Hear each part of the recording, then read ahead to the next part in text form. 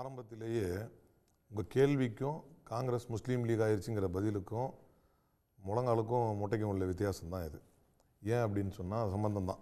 ஏன்னா இது பலமுறை நான் வன்மையாக கண்டிக்கின்ற ஒரு வாசகம். முஸ்லீம் லீக் ஒன்றும் ஆர்எஸ்எஸ் மாதிரி தன்னுடைய வரலாற்றில் தடை செய்யப்பட்ட அமைப்போ கட்சியோ கிடையாது. அப்படி இருப்பதனால் தவறும் கூட கிடையாது. அது தேர்தல் ஆணையத்தால் பதிவு செய்யப்பட்ட கட்சி. இதுவரைக்கும் தன்னுடைய எந்த செயல்பாடுகளுக்காகவும் தடையோ கண்டனங்களோ பெறாத ஒரு கட்சி. அப்படி அந்த கட்சியாக இருக்கிறதுல எந்த தவறும் கிடையாது. ஒன்று. ரெண்டாவது, ஒரு மணி நேரம் கூட நீங்கள் கேட்குறீங்க, ஒரு முக்கியமான அதிமுக்கியமான இந்த தேசத்தில் முக்கியமான ஒன்று இந்த சாதிவாரி கணக்கெடுப்பு என்பது. அதுக்கு ஏன் நீங்கள் நேரம் செலவிடக்கூடாதுன்னு கேட்டால் ஒரு மணி நேரம் கூட வேஸ்ட் பண்ண மாட்டாராம். இந்தியா வேர்ல்டு கப்பில் தோத்துருச்சுன்னா லாக்கர் ரூமில் அழையா விருந்தாளியாக உள்ள நுழைஞ்சு அவர் இடத்துல போய் பேசுறதுக்கு நேரம் இருக்கக்கூடிய அதே நரேந்திர மோடிக்கு பற்றி எறியக்கூடிய மணிப்பூர், இப்போ தான் லாஸ்ட்டாக அவர் மணப்போம் மன்னிப்போம்ன்ற பாயிண்ட்டுக்கே வந்திருக்கிறார் பைரன் சிங்.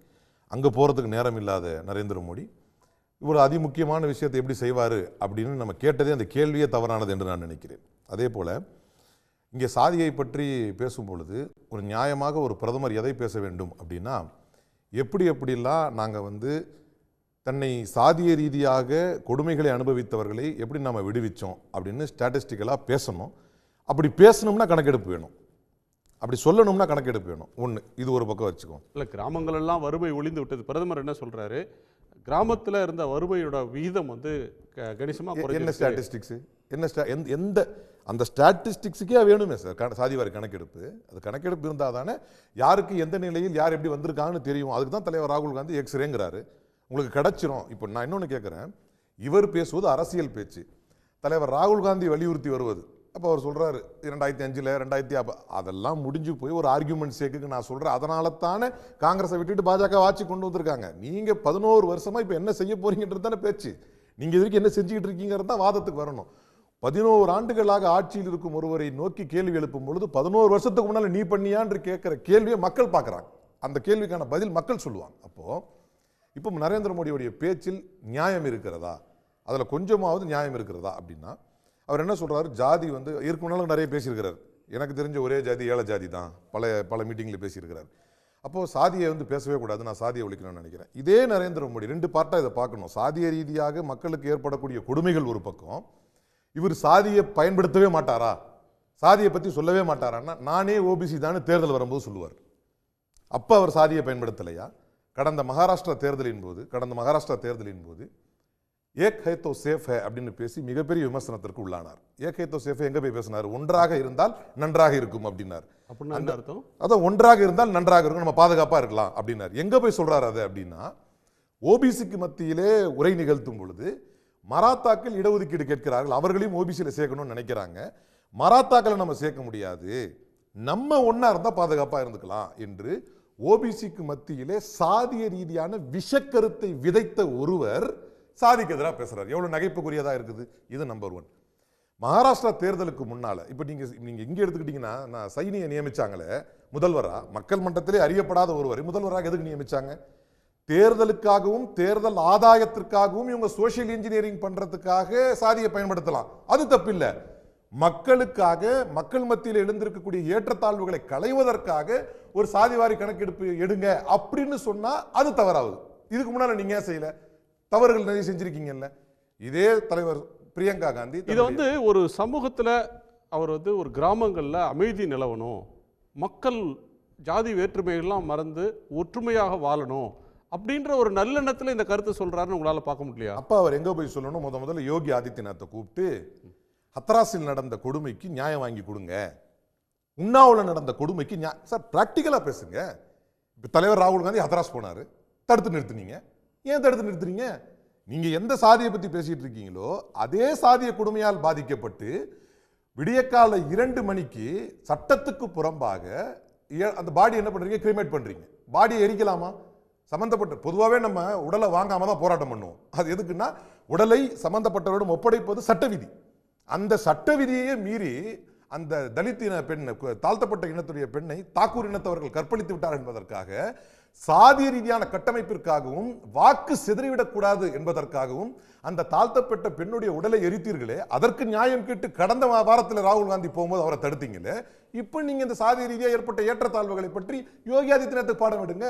உண்ணாவிலே ஒரு தலித் பெண்ணை கற்பழித்ததற்காக எம்எல்ஏவை அரெஸ்ட் பண்ணாம இருக்கீங்களே என்பதற்காக அலகாபாத் ஹைகோர்ட் என்ன கேட்டு தெரியுமா? நம்ம நீங்களோ நானோ பேசுவதை விட்டு விடுவோம்.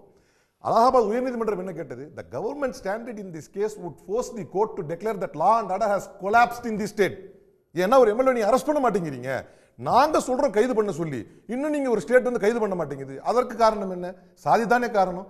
மத்திய பிரதேசத்திலே ஒரு இளைஞன் மீது சிறுநீர் கழிச்சீங்களே அவன் தலைமையில, இன்னொருவனை லாரியில கட்டி இழுத்துட்டு போனீங்களே, இந்த கொடுமையெல்லாம் சாதிக்காக தானே பண்ணீங்க. இதெல்லாம் நீங்க ஆளுகின்ற மாநிலத்தான் நடக்குது. நீங்க சொல்ற அந்த கோணத்துக்கு வந்தா நான் சொல்றேன், சாதிய ரீதியான கட்டமைப்புகளால் பாதிக்கப்படுவர்களை காப்பாற்றுவதற்காக இதை பேசுறாரு அப்படின்னு எடுத்துக்கிட்டாலும் அதான் அந்த விக்டிம் சப்ஜெக்ட். நான் சொன்னேன், விக்டிம்களுடைய பாதுகாப்புக்காக அதை பேசுறாரு என்றாலும் அதை ஏற்றுக்கொள்ள முடியாது. அரசியல் ரீதியா ஏதோ ஒரு புரட்சி பண்ண பேசுறாரு அப்படின்னா, அப்படி பேசக்கூடிய அடிப்படை எந்த உரிமையும் பிரதமர் நரேந்திர மோடிக்கு கிடையவே கிடையாது. ஏன் அப்படின்னா, இந்த மகாராஷ்டிரா தேர்தலே மையப்படுத்தி சென்றதே ஓபிசிகளை மையப்படுத்தி தான். அப்போ ஒரு பிரதமர் ஏகை தோ சேஃபைன்னு பேச முடியுமா? நாட்டை துண்டாட பார்க்கிறாருங்கிறாரு, பட்டேங்கே தோ கட்டேங்கன்னு யோகி ஆதித்யநாத் பேசி அதை கண்டித்ததே அசோக் சவான் தான். பிஜேபியில் அதை கண்டித்ததே அஜித் பவார். இது வந்து அம்பேத்கருடைய கொள்கையின்படி நடக்கிற நாடு, இங்க யோகி ஆதித்யநாத்துடைய பேச்சு எடுபடாது அப்படின்னு.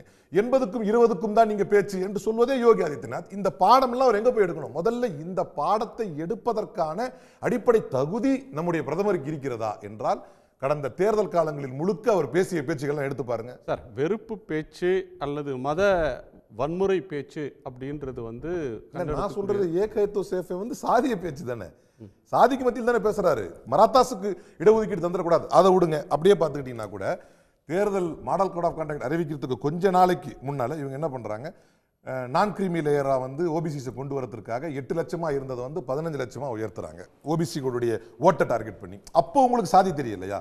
ஓபிசிகளுடைய ஓட்டை வந்து அப்படியே அலுங்காம குலுங்காம அந்த மொத்த ஓட்டை எடுத்துடணும் என்பதற்கு நீங்க சாதியத்தானே மையப்படுத்துறீங்க. அதே மாதிரி கவர்னர் கோட்டால அஜித் பவாருடைய கட்சியில இருந்து ஒரு ஆளை எடுக்கணும் அப்படிங்கிறதுக்காக கவர்னர் கோட்டால ஒருத்தர் எம்எல்சி அறிவிச்சாங்களே, அது ஓபிசியில இருந்து. அப்போ உங்களுக்கு தெரியலையா அது அவர் ஓபிசி சாதியை நோக்கி நம்ம அரசியல் பண்றோம்? வாய்ப்பு கிடைக்கிற நேரங்களில் ஜாதியை வந்து தேர்தல் வெற்றிக்கான ஒரு கருவியா பயன்படுத்துறாங்க அப்படின்றது நீங்க பிஜேபி மேல முன்வைக்கிற ஒரு குற்றச்சாட்டு. ஒரு குற்றச்சாட்டு இல்ல, அது மிகப்பெரிய குற்றச்சாட்டு இல்ல. அது நான் சாதிக்கு எதிரானவன், சாதிய கட்டமைப்புக்கு எதிரானவன், என்கிட்ட சாதினே பேசாதீங்கிறாரு. ஏன்னா இப்ப பார்த்தாலும் சாதி வாரி கணக்கெடுப்பு இவங்களாம் பிரிக்க பாக்குறாங்க. அதுதானே டார்கெட்டு. நீங்க இவங்க பிரிக்க, சாதிகளால் ஏற்பட்டிருக்கக்கூடிய பாதிப்பை அலச வேண்டும். அதுல யார் மேல போயிருக்கா, யார் கீழே போயிருக்கா, யார் இடையில நிற்கிறா என்பதை அறிந்து கொள்ள வேண்டும். அதற்காக ஒரு கணக்கெடுப்பு நடக்க வேண்டும் என்று தியாக உணர்வோடு ஒரு தலைவர் பேசிக் கொண்டிருக்கிறார். ஒருவேளை அந்த சாதிவாரி கணக்கெடுப்பை பாஜக நடத்திவிட்டால் டோட்டல் ஸ்கோரும் பாஜகவுக்கு போயிடும். ஒரு வாதத்துக்கு எடுத்துக்கிட்டா பரவாயில்ல, சொன்னாங்க அதை செஞ்சிட்டாங்க அப்படின்னு. அதை கூட செய்ய முடியாத அளவுக்கு சித்தாந்த ரீதியாக பிணைக்கப்பட்டிருக்கிறார். செய்ய முடியாது அவரால், அவருடைய சித்தாந்தம் அவரை விடாது. அப்படிப்பட்ட ஒருவர் இதை பேசலாமா? அப்ப பேசலாமா என்பதை தாண்டி தேர்தல் காரணங்களுக்காகவும் அரசியல் காரணங்களுக்காகவும் மிக தெளிவாக சாதி அரசியலை முன்னெடுக்கக்கூடிய ஒரு தலைவர், நான் சாதிக்கு அப்பாற்பட்டவன், நீங்க எப்ப பார்த்தாலும் சாதி சாதின்னு பேசி இந்த நாட்டை வந்து துண்டாட பாக்குறாங்க என்று பேச முடியுமா? சோ அவர் பேச்சு வந்து ரெட்டை நாக்குன்றீங்க. உடனுக்குடன் செய்திகளை தெரிந்து கொள்ள சன் நியூஸ் பெல் ஐகானை கிளிக் பண்ணுங்க.